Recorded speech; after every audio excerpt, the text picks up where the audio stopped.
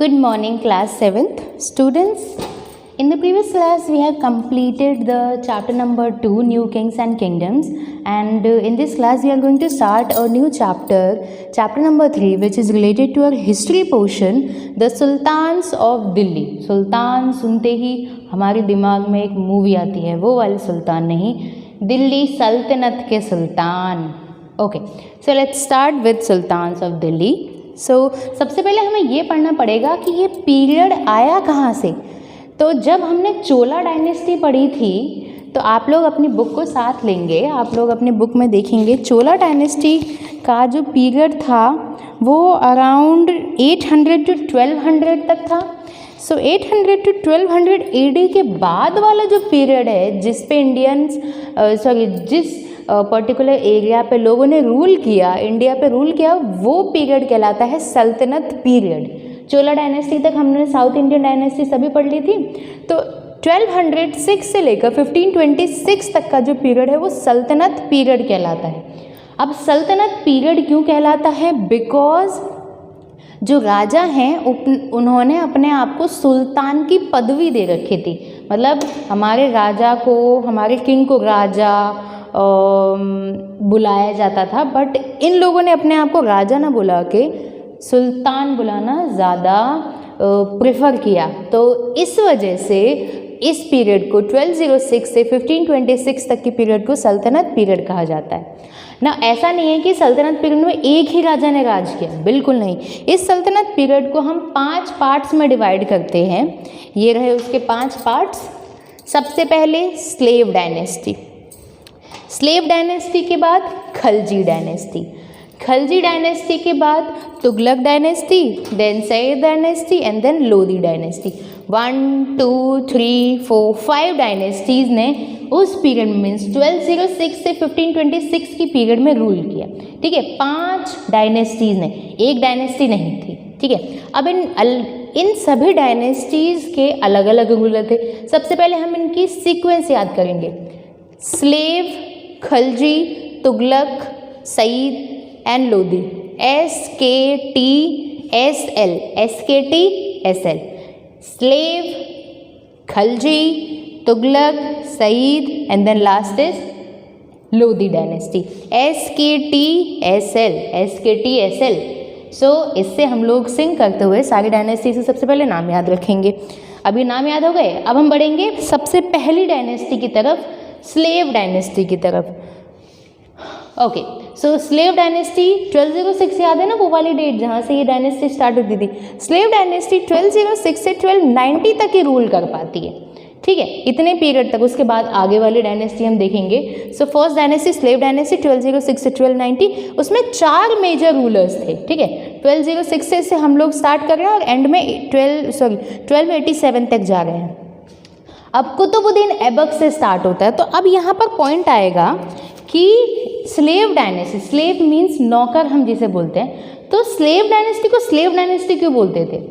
तो हम ये जो स्टोरी है वो कुतुबुद्दीन ऐबक से स्टार्ट करेंगे. सबसे पहले नाम देख लेते. कुतुबुद्दीन ऐबक, शमसुद्दीन, इल्तुतमिश है, ये डबल आई नहीं है, IL है.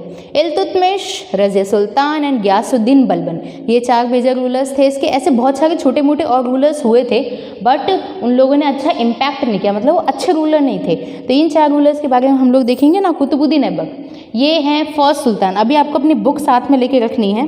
The first sultan of slave dynasty was Qutubuddin Aibak. Here is the picture of Qutubuddin Aibak and he was the general of Mohammad Gauri.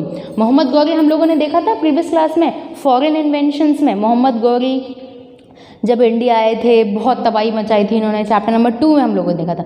तो मोहम्मद गौरी के ये एक तरीके से दास थे, उनके अंडर में काम करते थे. बट जब मोहम्मद गौरी की डेथ हो जाती है तो पूरी डायनेस्टी को ये कौन रूल कर लेते हैं? कुतुबुद्दीन ऐबक. यहाँ मैंने लिखा है जनरल थे मोहम्मद गौरी के कुतुबुद्दीन ऐबक, पर जब गौरी की डेथ हो जाती है तो कौन सुल्तान बन जाते हैं? ये सुल्तान बन जाते हैं.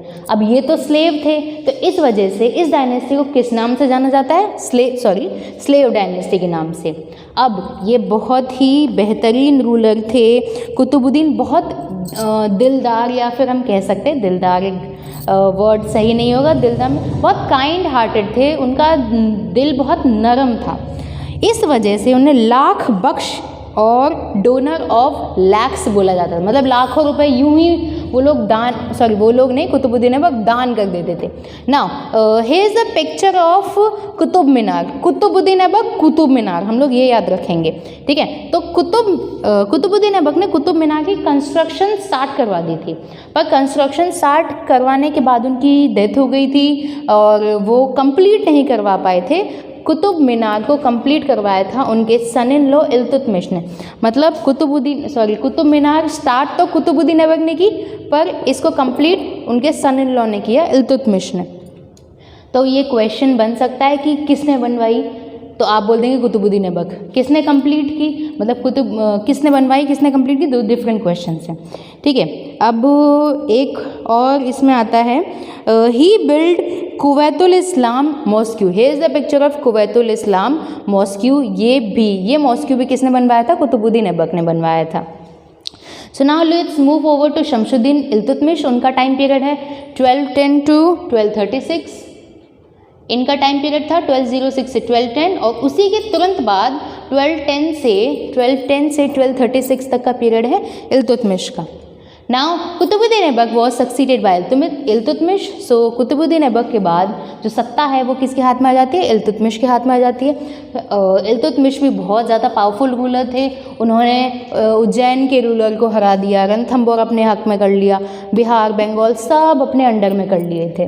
नाउ एक बार चंगेज़ खान के जो मॉडलर थे वो उनके यहाँ शेल्टर लेने आए, तो उन्होंने मना कर दिया। इस वजह से मंगोल का अटैक उन पर होते होते बच गया। दुश्मन का भाई दुश्मन का दोस्त होता है, जैसे दो लोग दुश्मन हैं तो उन्हीं का एक अगला दुश्मन आ जाएगा, तो दोनों क्या कर लेंगे, एक दूसरे से दोस्ती कर लेंगे, तो वो दो लोग मिलकर उस एक दुश्मन को हराने की कोशिश करेंगे। वहाँ ऐसा होने ही नहीं दिया इन लोगों ने। Now he completed Qutub Minar, हम लोगों ने पहली स्लाइड में देख लिया था। इसके बहुत सारे सन थे, शमसुद्दीन इल्तुतमिश के बहुत सारे सन्स थे, बट वो कोई भी केपेबल नहीं थे राजा बनने के।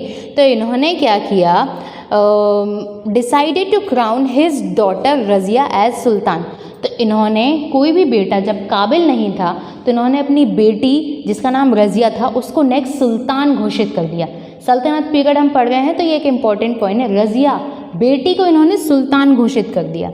जब इनकी डेथ हो गई तो इनके नोबल्स थे, मतलब जो इनके अंडर काम करते हैं, इनकी प्रोविंसेस को देखते हैं। नोबल्स ने क्या किया, इनके बेटे रुकनुद्दीन फिरोज शाह को राजा बना दिया कि हम नहीं मान रहे आपकी बात, हम किसी लड़की के अंदर, किसी गर्ल के अंदर, किसी लेडी के अंदर काम नहीं करेंगे। उन्होंने क्या बना दिया, उसके एक बेटे को राजा बना दिया, मीन्स सुल्तान बना दिया। अब वो सत्ता पाने में, सत्ता को संभालने में, जो पावर है उसको हैंडल करने में फेल हो गया, तो वापस से रज़िया ने अपनी कमान संभाली एंड रज़िया क्या बन गई, next sultan of the saltanat period, और we can say that slave dynasty.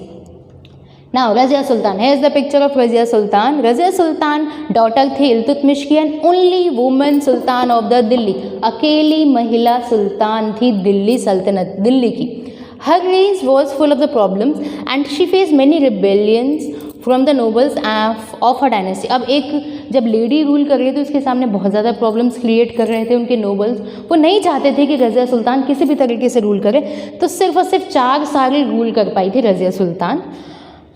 वोर a male attire and rode of a dynasty, उन्होंने ऐसे एकदम नाजुक से नहीं बन के रूल किया, उन्होंने एकदम पावरफुल बन के तलवार, तीर, कमान सब चलाना जानती थी वो। तो इस तरीके से अपने डायनेस्टी को उन्होंने अपने हाथ में लिया। She succeeded in establishing law and order in her empire. ऐसा नहीं है कि वो बुरा चलाती थी एम्पायर को, बट वही है कि नोबल्स जो थे उन्होंने उनकी सत्ता को मानने से इनकार कर दिया, उन्होंने उनका मर्डर करवा दिया एंड उनके मर्डर के बाद क्या होता है we will see. Okay, so the nobles conspired against her and kill her in a battle. उनके खिलाफ साजिशें हुई। ये जो नोबल्स हैं ना, उनको पसंद तो करते नहीं थे वैसे भी पहले से, तो उनके खिलाफ साजिश हुई और उन्हें मरवा दिया गया। बहुत ज़्यादा पावरफुल थी Razia, laid buried in a grave of in Turkman gate as a great women warrior at his time. So उनकी जो हम बोल सकते कब्र है उस जगह को बहुत ही ज़्यादा माना जाता है। क्यों माना जाता है? क्योंकि एक बहुत ही पावरफुल लेडी की वो बैरियर है। Now last ruler of this dynasty means slave dynasty, Ghiyasuddin Balban. Okay, so Balban was the last important slave king, defended his empire from the invasion of Mongols. Mongol कहाँ है? मंगोल चाइना के ऊपर side में है। सो Mongol के invention, मतलब Mongol चाहते थे इंडिया पे कब्जा करना, तो मंगोल के इन्वेंशन से किसने बचाया इंडिया को? गियासुद्दीन बलबन ने। नाउ गियासुद्दीन बलबन ने एक सजदा नाम की हम कहेंगे कस्टम को इंट्रोड्यूस किया। ये पर्शियन कस्टम है जिसमें क्या होता है, nobles had to kneel and touch the ground and salute the sultan. घुटनों पे आकर सुल्तान के सामने सजदा करना, जैसे आदाब करते हैं ना, इस तरीके से सल्यूट करना है सुल्तान को। ये कस्टम पर्शियन कस्टम है जिसे हम सजदा बोलते हैं। ये इंट्रोड्यूस किसने करवाया है? गियासुद्दीन बलबन ने। आप झुकें, फिर उस मतलब पहले आप अपने घुटनों पे आएँ, फिर झुकें, फिर उसके बाद सल्यूट करें अपने सुल्तान को, ग्राउंड को टच करें। ये सब क्या है? सजदा के कुछ कहेंगे तरीके हैं। अब उनकी बीमारी डेथ हुई थी, उनकी जो डेथ हुई थी वो बीमारी से हुई थी 1287 एंड उनके ग्रैंड सन ने उनकी सत्ता पर नेक्स्ट कब्ज़ा जमाया। पर जो कायकुबड थे, जो उनके ग्रैंड सन थे, उन्होंने कब्ज़ा तो कर लिया, बट उन्होंने अपनी जो थ्रोन था, मीन्स जो उनका ताज था, वो खो दिया क्योंकि उनकी डेथ हो गई, उनको पैरालिसिस हो गया। Because of this throne pass into the hands of the खिलजीज।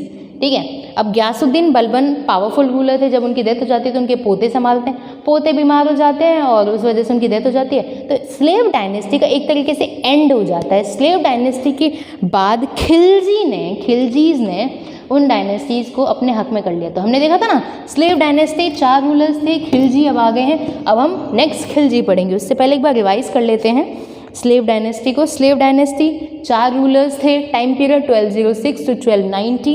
कुतुब-उद-दीन Aibak. अब स्लेव डायनेस्टी को इसलिए स्लेव डायनेस्टी कहा जाता है बिकॉज इसका फर्स्ट रूलर एक स्लेव था, एक नौकर था, इस वजह से इसे स्लेव डायनेस्टी कहा जाता है। कुतुब-उद-दिन ऐबक फर्स्ट सुल्तान था, सुल्तान बोलते थे इनको, राजा नहीं बोलते थे। कुतुब मीनार का इन्होंने कंस्ट्रक्शन स्टार्ट करवाया। फिर उसके बाद इल्तुतमिश आते हैं, इल्तुतमिश ने कंस्ट्रक्शन कंप्लीट करवाया। इन्होंने अपनी बेटी को सुल्तान बनाया। रज़िया सुल्तान सिर्फ और सिर्फ एकमात्र वुमेन सुल्तान थी दिल्ली की, पर नोबल्स ने उन्हें मरवा दिया। उसके बाद बोलते हैं गियासुद्दीन बलबन, जिन्होंने बहुत अच्छे से संभाला, बट बाद में इनकी डेथ के बाद, इनके पोते की डेथ के बाद खिलजीज के हाथ में ये डायनेस्टी चली जाती है। So in the next class we will discuss the Khilji dynasty in detail. Thank you.